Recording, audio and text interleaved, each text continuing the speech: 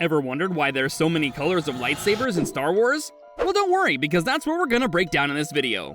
If you've ever caught a glimpse of a Star Wars movie, the lightsaber you're most likely to see first is blue. It's kinda the default, and the Jedi version of a standard issue sword. You'll notice it popping up again and again across the saga.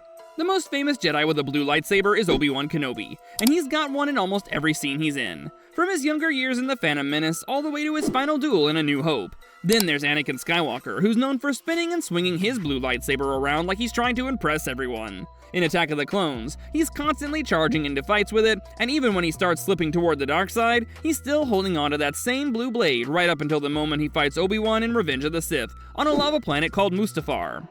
That fight ends with Anakin losing badly. Obi-Wan takes the blue lightsaber from him and leaves him behind, but instead of disappearing, the lightsaber sticks around, and years later in A New Hope, Luke Skywalker gets handed that exact same weapon and begins his Jedi training with it. Then in The Empire Strikes Back, he loses it when his hand gets sliced off. That very same saber turns up again decades later in The Force Awakens.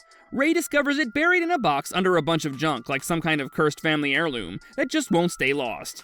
So if there's a pattern here, then it's that blue usually goes to the Jedi who likes to get into fights, but still believe they're the good guys. It's the standard issue lightsaber color, like getting a starter weapon in a video game, but the story it ends up telling depends on who's holding it and whether they stick with the light side or chuck it off a cliff. Now, if blue is for the bold and battle-ready, then green is for the Jedi who've moved past just swinging sabers and started focusing more on the Force itself. They take a step back and think first, instead of rushing into battles. That's why older Jedi like Yoda, Qui-Gon Jinn, and later Luke Skywalker all use green blades.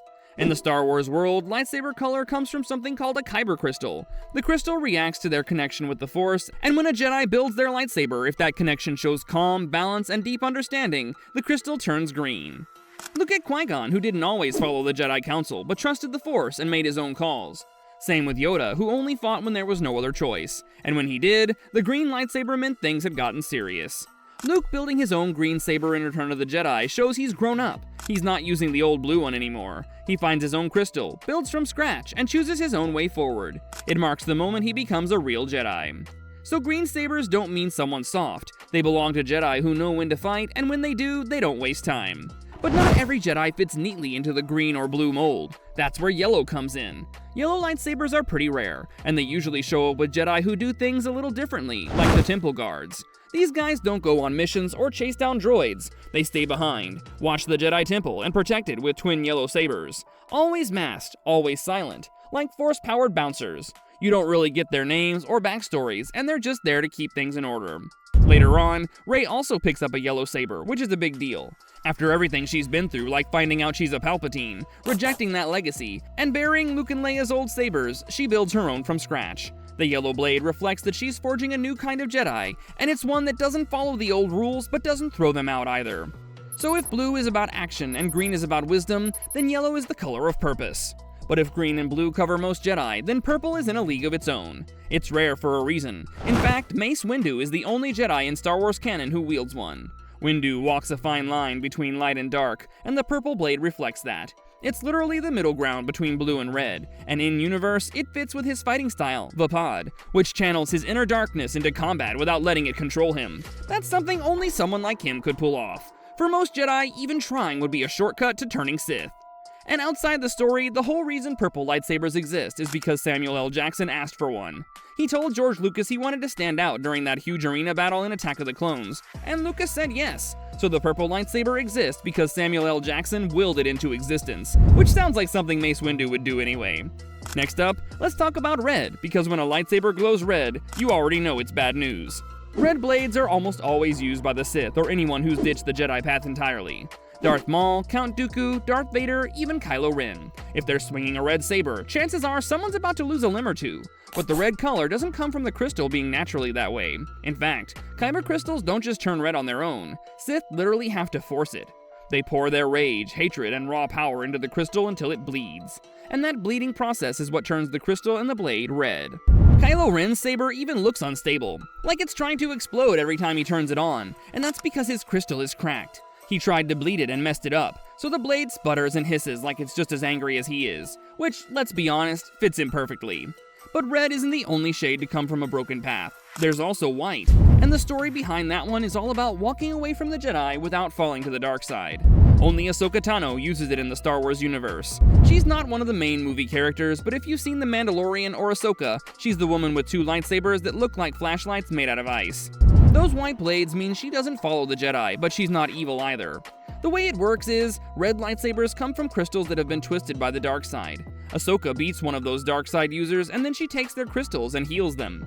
That changes the color to white, almost like wiping the slate clean. And because she left the Jedi Order, but still follows the Force in her own way, the white sabers show that she's neutral. She's not playing for Team Jedi or Team Sith, and is just doing what's right, even if it means going it alone.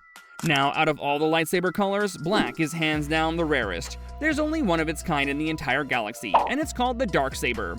It first shows up in Star Wars: The Clone Wars, and then again in Rebels, The Mandalorian, and the Book of Boba Fett.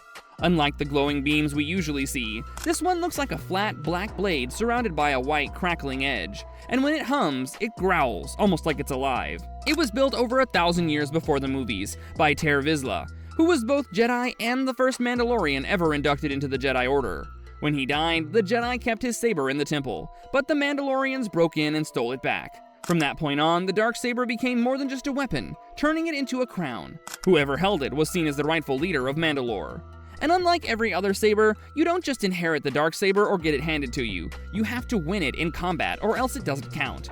We see this rule come up over and over again. In Rebels, Sabine Wren finds the Darksaber in Darth Maul's old hideout on Dathomir, but she doesn't just keep it. She trains with it, fights with it, and eventually passes it to Bo-Katan Kryze, who isn't meant to lead the Mandalorians. But the catch is Bo didn't win it in a duel, which later becomes a problem. By the time we get to the Mandalorian, Moff Gideon has the Darksaber. We're never told how he got it, only that it somehow ended up in Imperial hands. When Din Djarin defeats Gideon in a fight in Season 2, the saber becomes his by Mandalorian tradition, whether he wants it or not. And that's where the drama kicks in, because Bo-Katan wants the saber back to unite her people, but she can't just accept it, she has to win it fairly or the whole thing falls apart. We also see how weird the Darksaber is compared to regular sabers. In the Book of Boba Fett, Din tries to train with it and struggles. It gets heavier the more he resists it, and it even drags as he swings. The armorer tells him it's because he's fighting against the blade instead of becoming one with it. That's the difference. The Darksaber tests your headspace, and not just skill. If you're full of doubt or not aligned with your purpose, the thing basically works against you. That's it. If you like this video, you can now watch this other cool video that's appearing on your screen. Click on it to see. Go ahead, click it.